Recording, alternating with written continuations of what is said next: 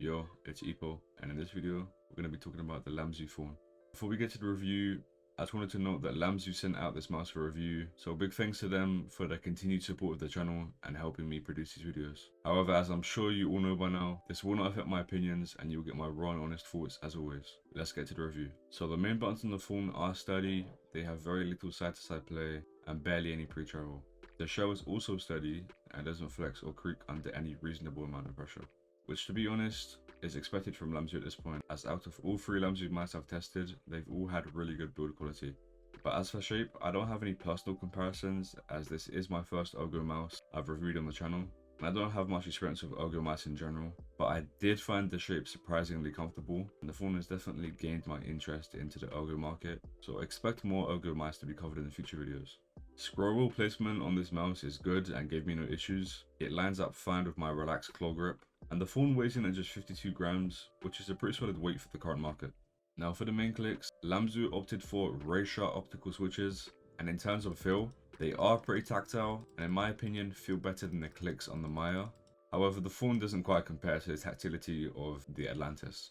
Talking about side buttons, they are using their go-to Huano mechanical switches, and as always with LAMZU mice, they don't push too far into the mouse and remain responsive. The scroll is also in line with the rest of the buttons, steps are well defined and responsive, and the click of the scroll wheel feels tactile.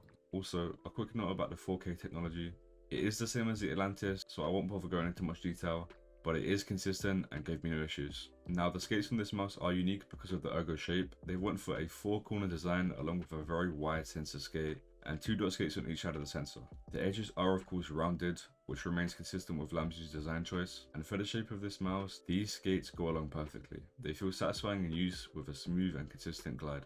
And the coating on this mouse is no different from the Atlantis or the Maya as far as I can tell, and I have no issues with this, as for me the coating has always felt grippy in use. Now as for software, this is the same LAMZU software that I've covered before, but I'll give you a quick rundown. LAMZU software gives you the ability to customize debounce latency, DPI, polling rate, and also add custom macros. The UI is easy to use, so overall, the Thorn offers solid build quality, surprisingly comfortable design, tactile optical switches, lightweight construction, and LAMZU's great skate design. It definitely stands out in the Ergo market, especially considering it's capable of 4K, and at just £95 with the dongle included, the Thorn is a really compelling and affordable choice for anyone seeking comfort and up-to-date high performance internals. That's all for this video. I hope this has helped in one way or another. See you in the next one.